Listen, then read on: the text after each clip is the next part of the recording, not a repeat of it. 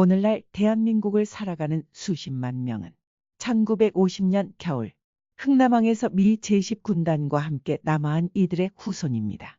그 중에서도 수만 명은 단 한 척의 배 메러디스 빅토리호에 탑승한 피난민의 후손입니다. 그 배가 떠나지 않았다면 지금 이 땅에 수많은 가족과 인연은 존재하지 않았을 것입니다. 인천 상륙작전 이후 북진하던 미군과 국군은 중공군의 개입과 역대급 한파로 인해 흥남으로 후퇴하게 되었습니다. 이 이야기는 바로 그 겨울 바다에서 시작됩니다. 1950년 12월 19일 동해에 찬바람이 살을 패듯 불어오고 있었습니다. 미군의 소집 명령 아래 대한민국 해군과 미군 함정 그리고 민간 상선들이 속속 흥남항으로 모여들었습니다. 바다는 군함과 상선들로 빽빽하게 메워졌고 항구 위로는 긴장과 초조가 가득했습니다. 당시 미 제10군단의 통역관이었던 현봉학 박사는 군인뿐 아니라 수만 명의 민간인까지 함께 철수해야 한다고 거듭 주장했습니다. 하지만 그의 주장은 쉽게 받아들여지지 않았습니다. 작전은 군 병력과 장비 철수에 초점이 맞춰져 있었기 때문이었습니다. 그러나 충분한 수송선이 항구에 모이자 미군 지휘부는 마침내 결정을 내렸습니다. 이제 피난민들도 태워 이 얼어붙은 항구를 떠나기로 한 것입니다.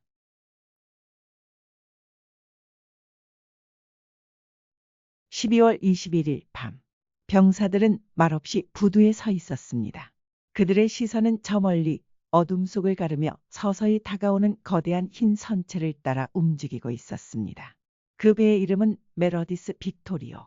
정원 60명의 화물선이었지만 그 어떤 군함보다도 값진 생명의 배였습니다. 멀리서 부두를 바라보던 레너드 라루 선장은 눈을 의심했습니다. 부두에 몰려든 피난민들의 수가 10만 명은 훌쩍 넘어 보였기 때문입니다. 흥남항 부두 위로는 수많은 사람들의 거친 숨결이 하얗게 피어올라 눈발 속으로 흩어졌습니다. 무너진 도시에서 살아남은 이들이 마지막 희망을 찾아 발 디딜 틈 없이 모여들고 있었습니다.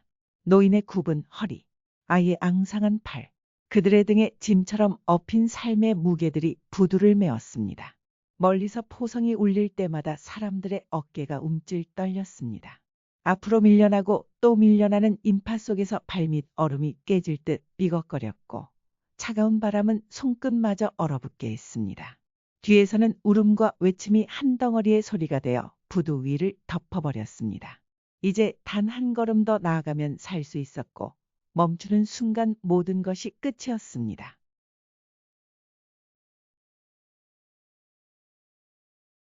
12월 23일 새벽 6시. 하늘은 여전히 먹구름을 머금고 있었고 바다는 잿빛으로 숨을 죽이고 있었습니다. 부도 주변에는 이미 철수 준비를 지휘하는 미군과 국군 장병들이 분주히 움직이고 있었습니다. 전날부터 피난민들을 싣고 있는 메러디스 빅토리오. 회색 철판 위로는 서리가 내려앉아 있었고 거대한 선체는 안개 속에서 마치 산처럼 솟아 있었습니다. 높은 화물을 실던 선창은 선원들이 칸막이로 나뉘어 3층 구조가 되었고 제일 아래층부터 화물 그물망에 판자를 대어 한 번에 20에서 30명의 사람들을 아래로 내려보냈습니다. 그러나 인파는 아직 끝이 보이지 않았습니다. 피난민 탑승 전 라루 선장은 말했습니다. 최대한 태워라. 10,000명이 넘어가면 내게 보고하라.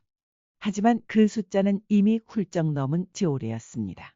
아직 탑승하지 못한 사람들의 시선이 한꺼번에 거대한 배를 향했습니다. 줄을 맞추세요.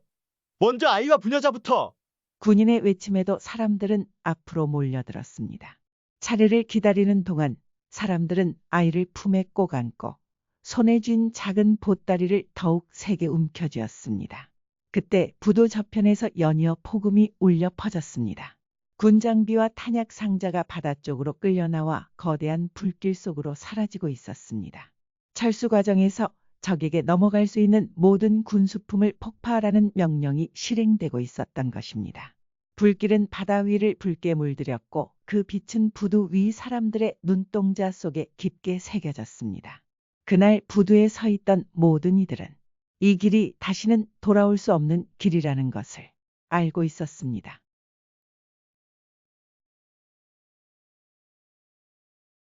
12월 23일 오전 10시. 배 안은 이미 발 디딜 틈이 없었습니다. 아이의 울음소리, 노인의 기침, 짐짝 부서지는 소리가 한꺼번에 섞여 귓속을 울렸습니다. 부두 위에는 아직 수천 명이 줄을 서 있었지만 더 이상 사람을 태울 수 없다는 신호가 내려졌습니다. 그렇게 60명 정원의 메러디스 빅토리오는 14,500명의 피난민을 태우게 됩니다.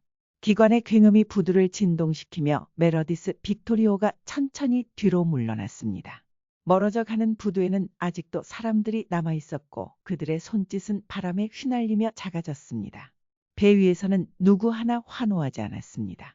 살아남았다는 안도보다 남겨두고 떠나야 했던 마음이 더 무거웠기 때문입니다.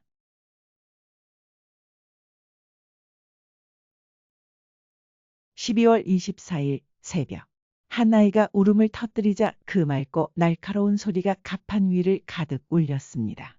어머니는 아이를 품에 바짝 끌어안았지만 매서운 바람은 그 품마저 파고들었습니다. 메러디스 빅토리오 갑판 위에는 여전히 사람들이 빽빽하게 서 있었고 일부는 바닥에 몸을 웅크린 채 잠을 청하려 했습니다. 갑판은 사르에는 얼음판 같았고 바닷바람은 빈틈없이 사람들의 살을 파고들었습니다. 사람들은 본능적으로 서로의 몸을 붙였습니다. 낯선 사람의 어깨에 머리를 기대고 다른 이의 팔로 바람을 막았습니다. 아이의 울음은 서서히 잦아들었지만 누구도 안도에 숨을 쉬지 못했습니다. 그들은 모두 알고 있었습니다. 아직 끝난 것이 아니라는 것을. 먹지도 마시지도 움직이지도 못한 채 사람들은 그 자리에 서 있었습니다. 출발 전 라루 선장은 말했었습니다. 24시간만 참아주십시오. 그 말의 무게를 알기에 누구 하나 불평하지 않았습니다. 시간은 멈춘 듯 흘렀고 바다 위의 모든 것은 단지 도착이라는 한 단어만을 향해 버텼습니다. 훗날 라루 선장은 그때 배 안에서 많은 이들이 목숨을 잃을 것이라 생각했지만 모두가 살아남는 신의 기적을 보았다고 회상했습니다. 12월 24일 오전. 찬 바람 속에서 메러디스 빅토리오가 마침내 부산에 도착했습니다. 갑판 위에 빽빽이 선 사람들은 육지를 보자마자 서로를 부둥켜 안으며 울었습니다. 그 눈물 속에는 살아남았다는 안도와 아직 끝나지 않은 불안이 뒤섞여 있었습니다. 그러나 기쁨은 오래가지 않았습니다. 부산 부두는 이미 먼저 도착한 군인들과 피난민들로 발 디딜 틈이 없었고 정박 허가가 내려오지 않았습니다.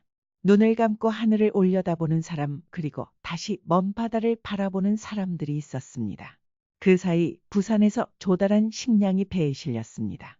하지만 좁은 공간에서 굶주리고 지친 사람들 사이에선 그마저도 순식간에 바닥났습니다. 아이의 울음, 목마름의 쉰 목소리, 갑판 아래서 들려오는 기침 소리가 뒤엉켜 배하는 아비규환이 되었습니다. 결국 배는 다시 닻을 올려 거제도로 향해야 했습니다. 바다는 여전히 차가웠고 사람들의 마음에는 또 한 번의 긴 하루가 시작되고 있었습니다. 하지만 절망 속에서도 크리스마스의 기적은 조용히 찾아왔습니다.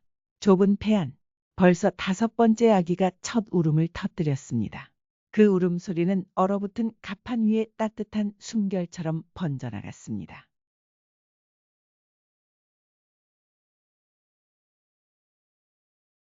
(12월 26일) 아침. 그렇게 메러디스 빅토리오는 거제도 장승포 앞바다에 도착했습니다. 선착장이 없던 장승포에서는 작은 배로 갈아타야 했고 14,500여 명의 피난민이 모두 내리는데 꼬박 하루가 걸렸습니다.